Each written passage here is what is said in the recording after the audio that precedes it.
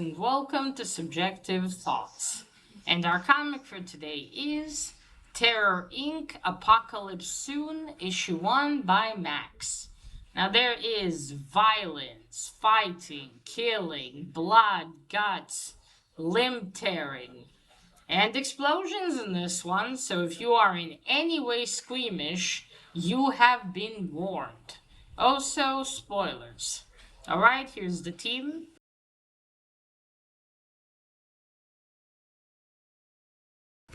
So, I read the first Terror Inc. series, or I guess, kind of well, the second one, I should say, Terror Inc. Because that was the first Marvel one back in the 90s, 80s, something like that. So yeah, I read that one. It was a five issue miniseries, and then I somehow found out that there was more. There was another limited series they did. When I found out, I was like, "Ooh, I gotta get that." So I bought it. This time it's a four-issue miniseries. Now I was like, "Ooh, what's gonna be on this one?" So I've bought it like about a month or two ago, and now I've finally read the first issue. So let's get into it. So we start in the 1300s. By Mr. Terror is telling us about his time, and then it was the Black Death, the plague. He's in Spain, in Cordoba. Cordoba? Oh, wait. I'm terrible with names. I'm probably mispronouncing it anyway. Uh, Cordoba.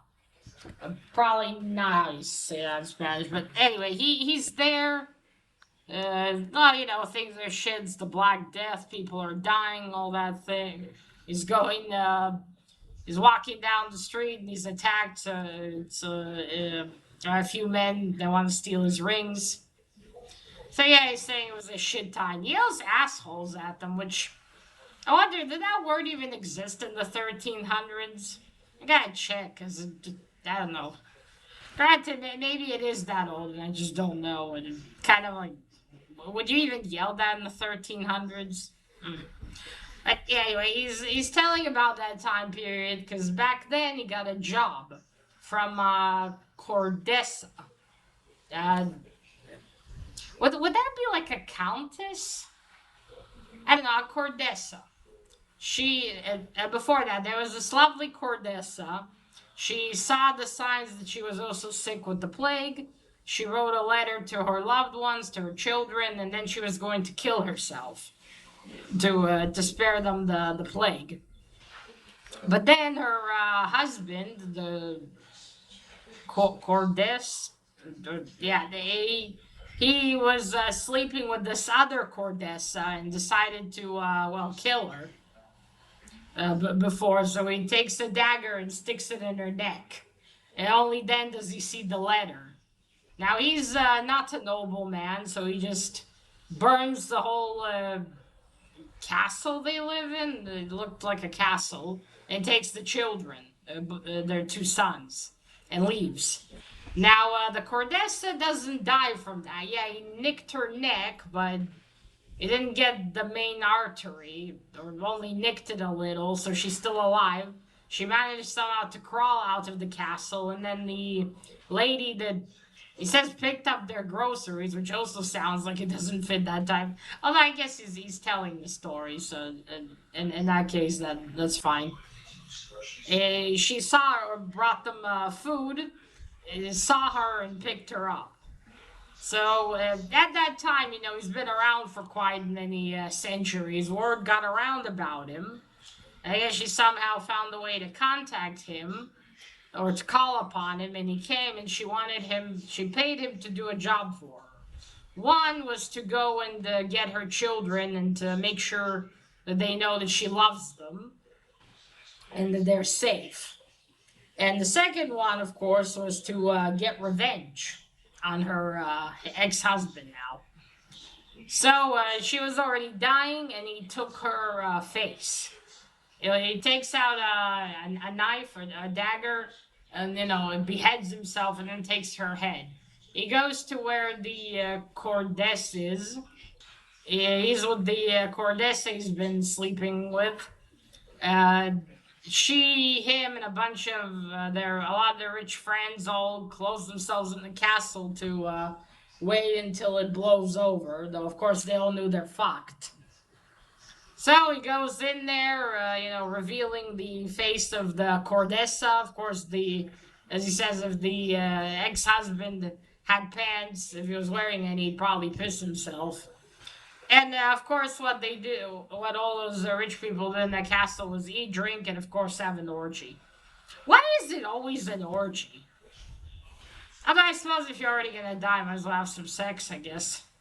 But still, it's like, why is it always orgies?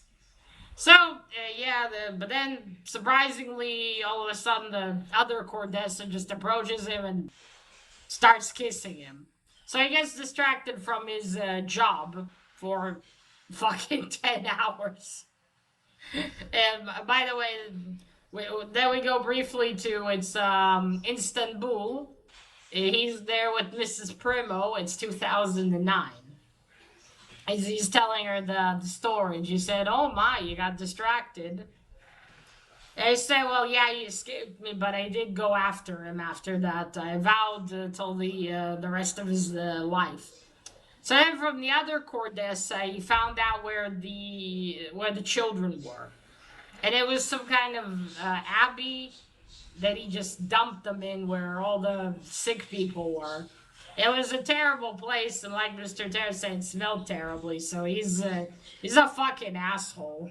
I wonder why he even took the children, if he was just gonna dump them there. Or maybe he hasn't noticed the signs of them being sick, because they also have the Black Death. So, of course, luckily, the face of the Cordessa is still intact on him, and still looks fresh, so the children see their mother. So he cradles them both, and they sleep in his lap until they peacefully pass away. Poor things. A shitty father. But yeah, now when Mr. Terror tears some body part from someone, he sort of gets their soul. So he felt like those were his children in that moment. So yeah, he says, well, after that, I vowed I'll go after him, the husband. And he does, but Mrs. Primo was like, "Oh, so when did you go after him?" And he said, "Well, look at the time. We're going to have to get to that story later." He's in Istanbul to do a job for funnily enough, the Israelis. Considering the current state right now, I just found that funny. But anyway, he needs to go to some lab to steal a sample of a virus and then destroy the lab. It's always a virus, isn't it? It's like a cliche at this point. But so Mrs. Primo gives him a bag. It's got the bomb inside and a sample bag for, the sample. So that's it. He says, all right. He picks everything up, and he said, "I'll tell you the rest of the other story during dinner." He went to some, the dragon's area or something to chase the husband. So we go briefly to so we see him on a Vespa, kind of a little not a motorcycle, but yeah, more like a Vespa really. And he's looking fucking big here, so it's. I'll get to the art style later, but yeah, it just looked a little comical. So he's going there, and it's of course this shitty building, and he said, "Why can it never be under the Ritz or something?" Meanwhile, we see in this laboratory, got the two scientists. They're injecting some poor crippled 12-year-old boy with the virus, and then you got the two guards talking about what they used to do, which was interesting. The one said, "I used to be a baker. I used to work for..." I forgot already what he said, but anyway. They inject the poor child, and he immediately dies. They're like, "Okay, prep the next victim, test subject." The victim's more accurate. Meanwhile, Mr. Terra goes inside the building and says, Mrs. Primo, couldn't you mention there's a lot of poor, sympathetic people inside? As inside that building, there's a lot of poor, and on some of them, it's quite clear that they're disabled. Well, basically cripples, which is now obvious where they get their test subjects from. Of course, they're scared of him a little bit, some of them, as his face looks like this. So he goes in, the two guard, he goes down there, the two guards see him, they shoot him, he's like, ow. He falls, they're like, oh shit, we gotta tell the scientists to pack up the lab and leave, but he gets up and is like, hey. And of course he kills them. Then he goes even lower to the scientists notice and he said, I'm not letting some American pigs get me, one of them says. And he takes a sample of the virus and just breaks it on the floor. So then if whoever goes in will die the horrible death. And when Mr. Terror approaches, because there's so, everything's,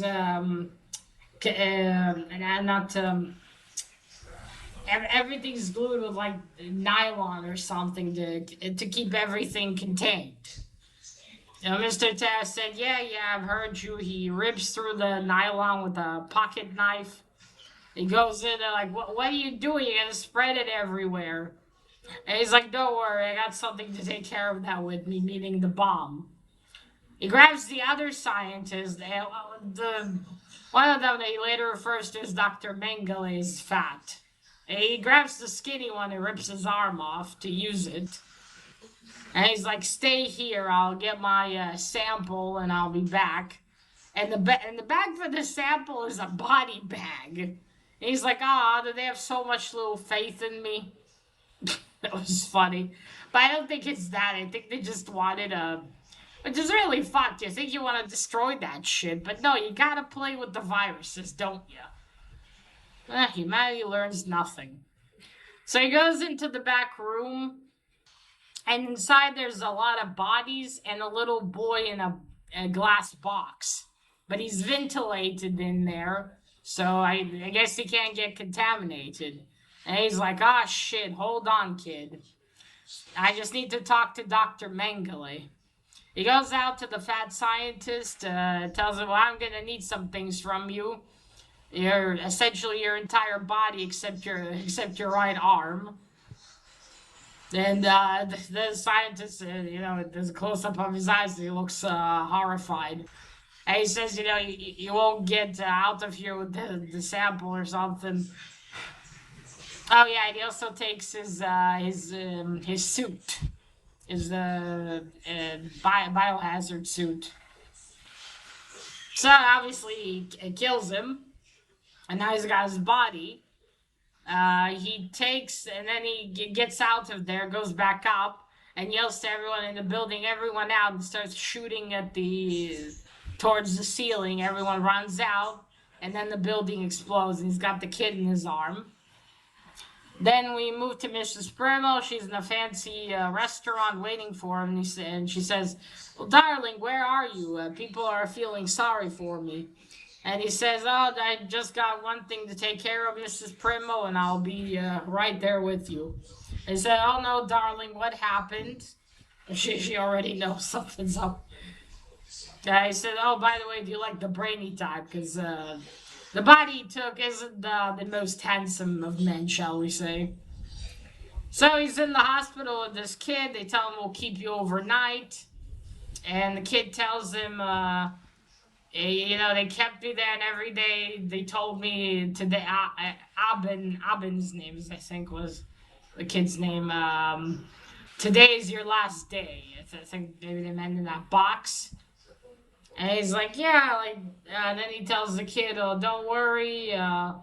But then he hears behind him a cough, and you see a bit, like on his cheek, it almost looks like pox from the virus appear.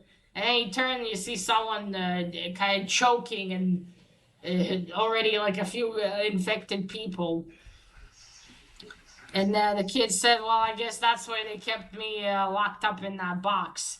And Mr. Terror's like, kid, please tell me I didn't fuck up royally and brought out the plague. And that's it. To be continued. Okay, so first the cover. I'm pretty sure I don't remember the name, but I think it's the same man who did the covers for the second series of Mr. Terror because it looks almost exactly the same. The art style, I mean. I love it. You see, I like really how they have all these like scientists with the guns and Mr. Terror. For some reason, he has hair here, though. You see, which is interesting. Usually, his hair doesn't really survive. But yeah, good colors. A little piss yellow, maybe, but it's okay. It's really fucking cool. Now, as for the art style, I don't like it as much as I like the one from the first series, or the second series, I should say. That one looked fucking fantastic. This one's fine. It looks good enough, but it's just not the same. It looks also a little bit too beefy here as well, which I didn't like too much. I mean, okay, in the second series art, it looks like this. Like in that art style, it looks like this. Yeah, he's obviously a man in shape, as much as you can, being a living corpse. But he still looks. He looks good. He looks more normal. Well, as much as you can when your face is almost a skull. But like you see here, he's a bit. Yeah, I didn't like it too much. But I guess it's fine. And you see, there he is. Yeah, I'm not too huge on this art style. Yeah, this is the time of the Black Death. I also wonder why they changed Mrs. Primmel's hair. Now let me just, oops, sorry. Let me just show you the Coldessa. There she is. Pretty lady. Poor thing. But yeah, that's the art style. Again, it's fine. I just, in comparison to the one from the second series, it just doesn't hold up as well. It doesn't match it, I mean. I wish that artist worked on this too. But, it is what it is. Alright, on to the story. So, the tone of the story feels also. I don't know if it doesn't exactly feel different. Still feels like Terror Inc., like it did in the second series. But maybe I don't know. That one had a more. I think it's combined with the art, just add the art and the writing in the second series. It just made the whole atmosphere, something really cool and intense. Here it's still interesting, but I think combined with the art style, it at times felt a little bit silly. I must say. I don't know. Maybe it's just because they don't like the art. But it does affect the atmosphere of a story because it's a visual medium. So yeah, I don't know. I feel like if it had the old art style, it would have been better. But regardless, it was still interesting. I like that Mrs. Bribble was here again. And I am curious on what's going to happen because this is a 4-issue miniseries. And I wonder if he's going to prevent it. Is he going to have to kill the kid? Because the kid's obviously the one that got the samples from, but how does it work?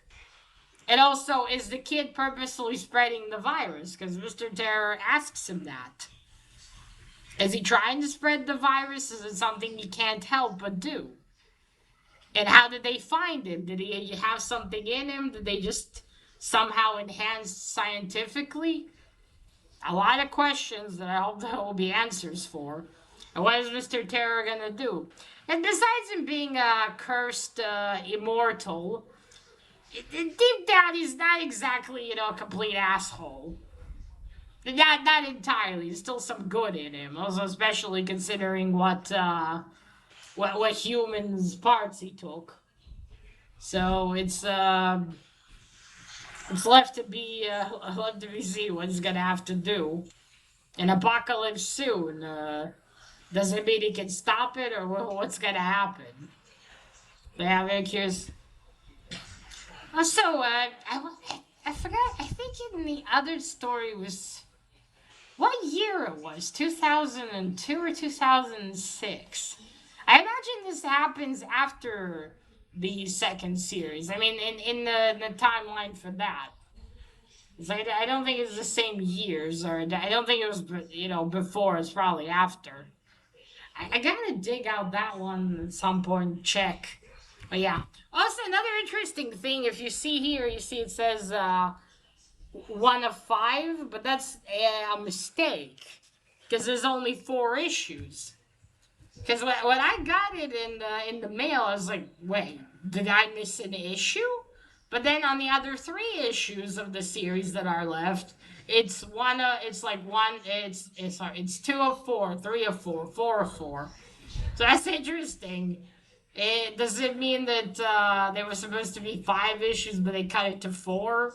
Or is there someone made a mistake and instead of writing 1 of 4, added a 5 in there, and they just didn't notice until it was too late? I would have been interested to know.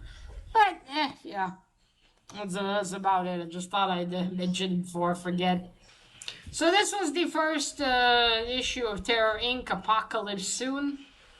I do hope this one will be a good story. Like the second series was.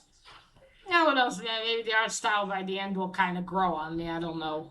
But yeah, I do hope that this one will be good as well. Oh, I forgot to say pacing. The pacing's good. Not too fast, not too slow. Yeah, I wish he was drawn the old art style. Yeah, that is it. So let me know if you read the first issue of Terror Inc. Apocalypse Soon. What did you think about it? And that is it. Remember, collect what you're passionate about, share it on YouTube. Bye!